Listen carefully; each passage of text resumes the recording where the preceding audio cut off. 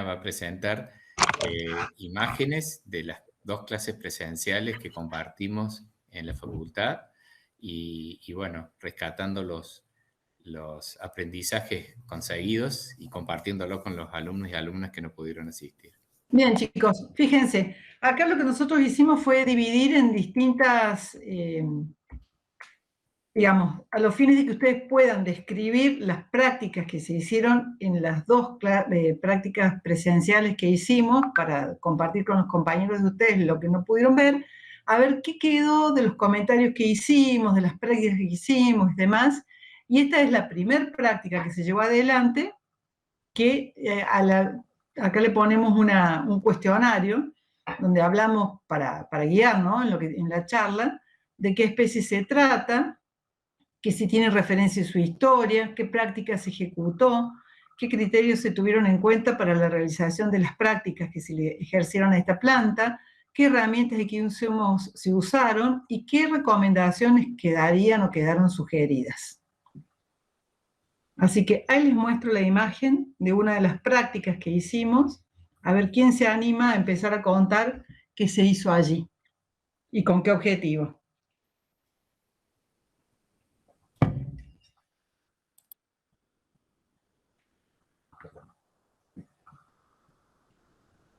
¿Qué árbol es?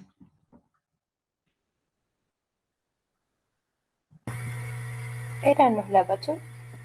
¿Qué lapacho? Bien. ¿Se acuerdan? Sí, la práctica que hicimos en ese árbol fue cambiar de lugar el tutor. Y no me acuerdo si podamos también un poquito. Ajá, mirá el círculo que yo hice en la segunda fotografía. Ah, sí, sí podamos. ¿Sos Brenda? Sí. Ay, Brendita, no veo porque tengo la pantalla entera. Bueno, bien, gracias, Brenda. Ahora, lo pongamos en vocabulario técnico al informe. Sería un deschuponado, digamos, profe. Es parte de una práctica de poda de formación, ¿sí? Donde se sacaron vástagos basales, ¿sí? Después, cuando hablamos de cambiar de lugar el tutor, ¿por qué se hizo eso?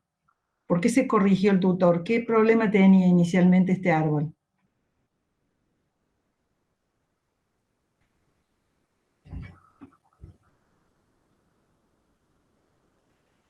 Lo que había pasado, ahora que me acuerdo, era que el tutor estaba muy cerca del tronco y la atadura era muy ajustada, que de hecho la poda también que se hizo derivaba también, habíamos dicho, de la atadura tan fuerte, que habíamos visto que sobre y abajo de la atadura, que estaba fuerte, habían brotado y suponíamos que era por eso.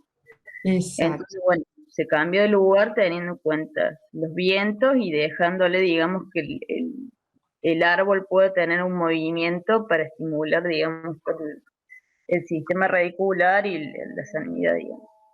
Bien, Eulogia, ¿no es cierto? Sí, sí.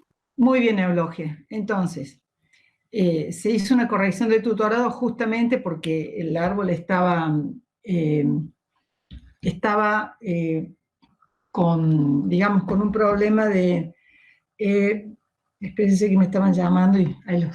Bueno, tenía un problema de que estaba habiendo un daño mecánico del tutor sobre el árbol, ¿sí?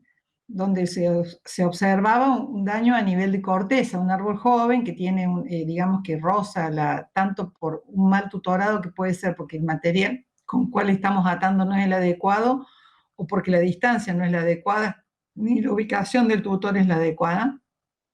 Y claramente se veía en la inclinación primero del árbol, que como estaba, digamos, la forma en que estaba atado había generado justamente esta situación donde las yemas adventicias habían, digamos, explotado y brotado justamente por una cuestión de acumulación de auxinas en esta zona, ¿sí? Entonces, como la copa del árbol debe iniciar a esta altura, a la altura de, digamos, de lo que se llama cruz vulgarmente esta es la cruz donde se inicia el desarrollo del arbolito, es que se despejó acá abajo. ¿Qué consideración tuvimos sobre estos vástagos o sobre estos tallos más juveniles que están por debajo de la cruz? ¿Siempre los quitamos?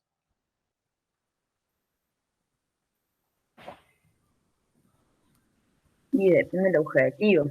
En especies por ahí que se quisiera tener un porte más arbustivo, no, pero también hay que, digamos, discriminar y dejar un vástago principal, que en este caso es un árbol, y es importante quizás dejar un vástago. Sí, está bien.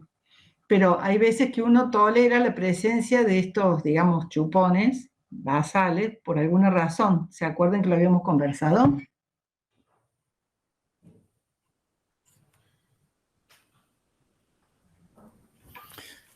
Quizás se acuerden, Ana, si me permitís, lo vimos en ese ejemplo, pero también lo vimos en la clase siguiente, los que estuvieron en la segunda clase, que se dio con mucha frecuencia la idea de preservar esos brotes basales porque generaban una oportunidad de recuperación del árbol.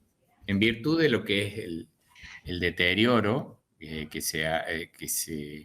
que se produce por alguna razón. En este caso estamos analizando que el deterioro es motivado por un tutorado inadecuado, por un atado inadecuado, pero en otros casos puede ser alguna lesión o puede ser algún daño mecánico, producto de una motoguadaña, de un choque, de una tormenta, o puede haber sido un animal, muchas veces liebres, zorros, perros que lastiman la corteza del árbol, los que provocan un brote basal.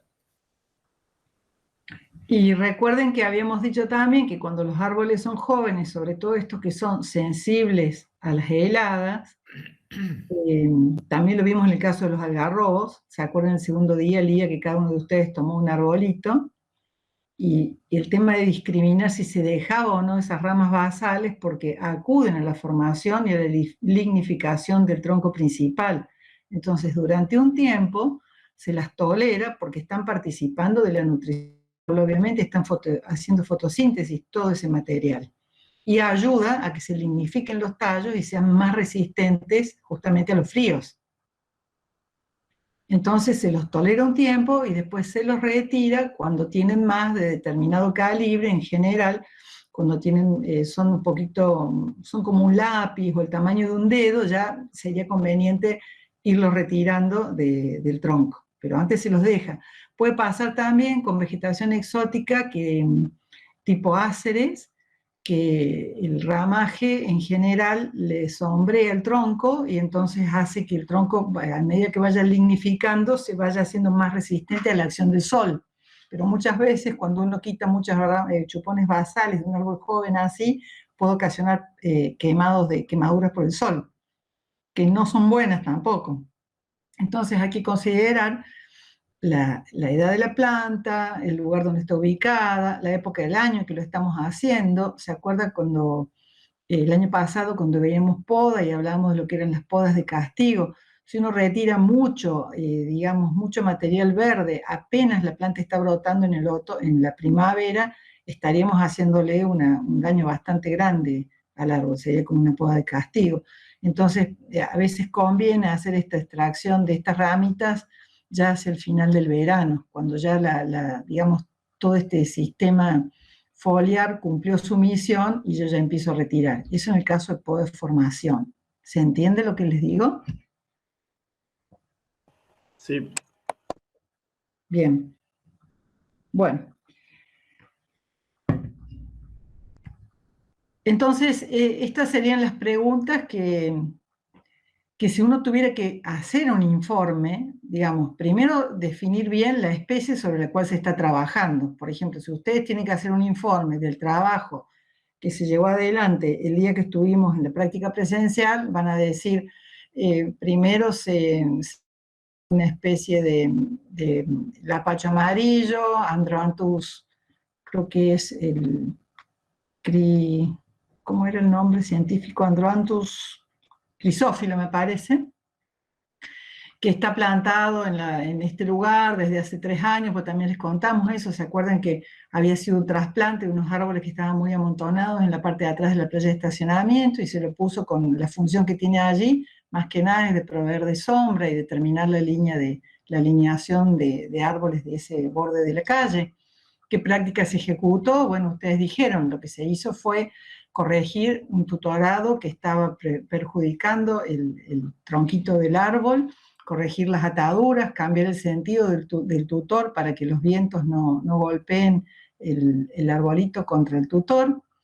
Después se sacaron 2 chupones basales que estaban, digamos, habían surgido como podemos decir, como resultante de que el árbol presentaba una inclinación o el tipo de atadura que tenía. Se usó pala de punta, me acuerdo, para poner el tutor, ¿se acuerdan que tratamos de que el tutor no dañara las raíces? Entonces lo mejor era, más que hacer un pozo, era clavar el tutor con una masa a una distancia, digamos, prudencial del árbol. ¿Y qué recomendaciones quedarían sugeridas? ¿Qué les dirían ustedes al dueño de un jardín que ustedes le hicieron esa práctica y no van a volver más durante un año?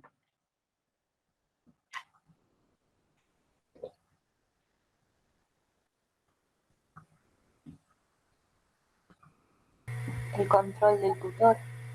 ¿Qué tienen que mirar? Y por ahí que no dañen la base, habíamos hablado. Sí, por ahí Claro. no sé si justo le paga a alguien que esté desmalezando, que cuide la base. Después vimos también lo de la cazuela, que lo hicimos, la limpiamos y ustedes nos hablaron que otros años se podría compost ahí. Sí, muy bien. Y lo que tiene que ver con el tutorado es más la atadura, digamos, porque es ir acompañando con el tutor el crecimiento del árbol, y va a ver que Bien. modificando eso. Bien. ¿Cuándo les diría el dueño de ese jardín que puede quitar el tutor? Lo que nosotros por ahí hicimos, yo por ahí lo pensaría, es tratar de mover el árbol. Si vemos que vuelve, como que es elástico, vuelve a la misma posición, me parece que el árbol ya no tendría que tener un tutor. Uh-huh. ¿Qué opina el resto? Y cuando se observa estabilidad en el árbol, digamos, en cuanto al movimiento, pero quizás eso, a ver, pensando, o se podría esperar quizás una estación para que se estabilice con el tutor. Claro, ¿se acuerdan que cuando nosotros lo quitamos al tutor ya el árbol medio se inclinó de nuevo? Entonces dijimos, no, vamos a tener que corregir un poquito esto, hasta tanto el árbol tome digamos, una direccionalidad más vertical al suelo, porque había quedado torcido porque estaba mal tutorado. Entonces sí, justamente se le puede advertir o dejar recomendado al dueño de casa que extraiga el tutor una vez que comprobando que el árbol se mantiene rígido, que no tiene una inclinación importante y que va a estar protegido también, si es en el caso de un espacio público, habría que tratar también de ver lo que decía recién Lía, de protegerlo contra las motoguadañas, porque todavía es jovencito el árbol. El tutor va, de alguna manera, ahí también ayuda para que los vehículos que estacionan observen que hay un árbol. Entonces también hay que ver de marcar, no dejarlo así tan libremente cuando todavía es un árbol joven o pequeño, porque puede ser que pase inadvertida su presencia, sobre todo en horas de la tarde, que no se ve, ¿sí? Bien. ¿Alguna otra observación, Gustavo? ¿Tenés algo para decir? Paso. No, que todo esto realmente exige en esta práctica mirar y observar y registrar, y toda la experiencia que tiene Ana, que tengo yo y que tienen otros colegas que trabajan, no la hemos hecho un día para el otro. La hemos hecho con la tijera en la mano, viendo árboles, tomando registros de las podas y viendo qué es lo que pasa el año siguiente. Entonces, Sí. esta experiencia que ahí está lindo, porque en realidad es un lapacho al lado de la playa de estacionamiento, o algún algarrobo atrás muy cerquita de las aulas sur, o los talas que estuvimos podando en manejo. O sea, son todas experiencias que después hay que verificarlas.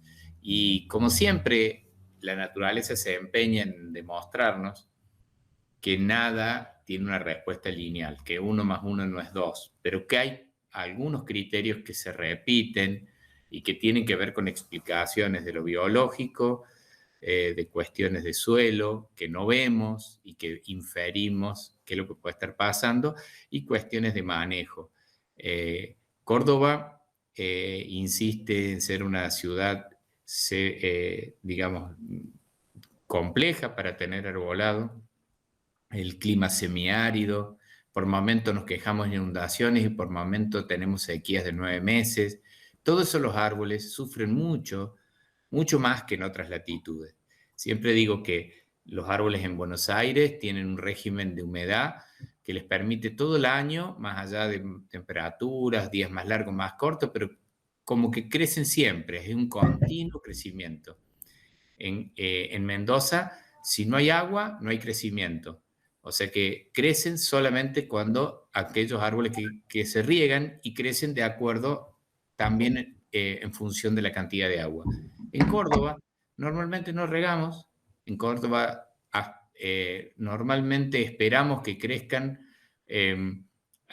atentos a los ciclos biológicos. Los ciclos son ciclos de sequía y ciclos de humedad.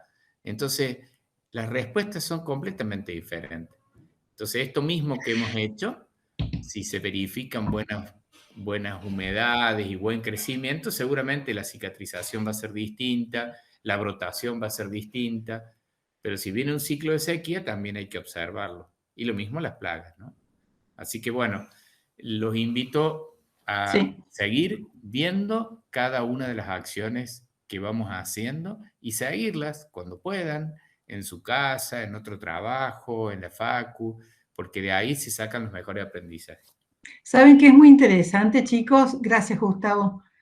Medir de alguna manera el diámetro del tronquito del árbol entre una temporada y la otra. Puede ser con un calibre o puede ser con un centímetro, simplemente que ustedes puedan tomar la medida del diámetro de la planta para ver cómo va creciendo cuando el árbol es jovencito, cómo va creciendo en ancho, cómo va armando un tronco mucho más grueso. Eso también mide bien un ritmo de crecimiento. Si este arbolito lo tuviéramos, como dice Gustavo, en Santa Fe o en Buenos Aires, con esta edad, probablemente tendría tal vez 4 veces más altura y 4 veces más copa. Pero en el caso de Córdoba, siempre vamos a encontrar que estos ejemplares tienen buena lignificación en la corteza y no son plantas altas, ¿sí? Justamente por una cuestión climática.